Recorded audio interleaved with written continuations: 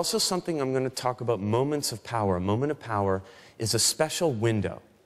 A window of time when someone, your prospects, your customers, your partners, your boss, your team members are going to be particularly open to listening to what you have to say. Particularly willing to listen to you. So we've divided the principles of persuasion. I said there's 6. We divide them into 3 buckets or 3 clusters. Because there's a narrative to persuasion. I mean, it's a human art, so of course there's a narrative. And the narrative begins with relationships. Relationships are the key, they're the core, it's the big bang for how you move someone from point A to point B. If you don't have a relationship, you're just bargaining. There's no long term. So relationships are the starting point. And when it comes to relationships, you have 2 principles available to you. The first one is reciprocity, and the second one is liking. And liking turns the first rule of sales completely on its head. We used to hear the first rule of sales was what? Be likable. Be likable. Go out and be likable. But there's a problem with trying to be likable. The problem with trying to be likable is you can't control whether people like you or not. So it turns it on its head, and what liking tells us is that what's more important is that you like the people that you're doing business with. Now, for those relationships that click right away, it's no problem. But how many of us, raise your hand, right? I'm just curious. How many of you have someone in your office, in your network, who you just can't seem to get along with? Okay, you're laughing now. It's okay.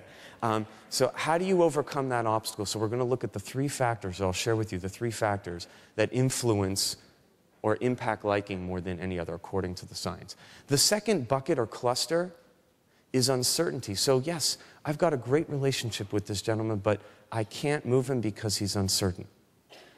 I can't move my team because they're uncertain. How do you overcome uncertainty? You overcome uncertainty with social proof. Social proof says people look to what other people are doing for guidance and for assessing what's appropriate for them. Vastly underutilized.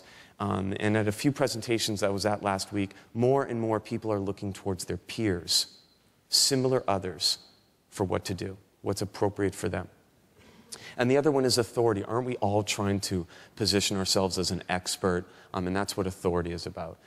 And the third is, you know what, I've got a great relationship with this gentleman or with this team. I've overcome the uncertainty, but they are not motivated to act. They're not engaged. So how do I engage someone? How do I motivate someone? And here we have 2 principles, consistency. And what consistency tells us is nobody wakes up in the morning wanting to be George Costanza in that episode of Seinfeld, The Opposite, where he's always ordering tuna salad and then he orders chicken salad and he gets the job with the Yankees. So we are not like that. Human beings, we have an inner drive towards consistency.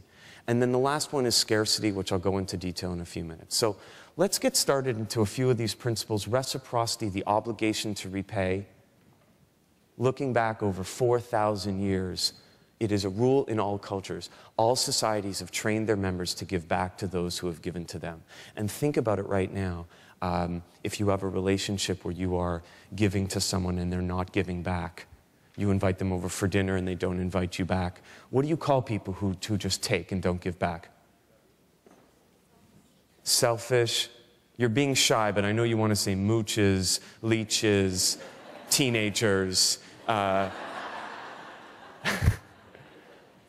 in-laws, and I want to go into family and things like that. So it's a rule in all cultures. It's this exchange that actually makes us human. And how do you invoke this principle? You invoke this principle by being the first person to give. And what a nice message to follow Craig, talking about giving and talking about Minga and talking about giving first. Think about a networking situation. So many people come to me and say, oh, I don't want to go to that networking event, and I don't like small talk, and is there anyone going to be there who's going to be able to help me get a job? Wrong attitude. A detective of influence walks into a networking situation and says, whom can I help? Whom can I serve?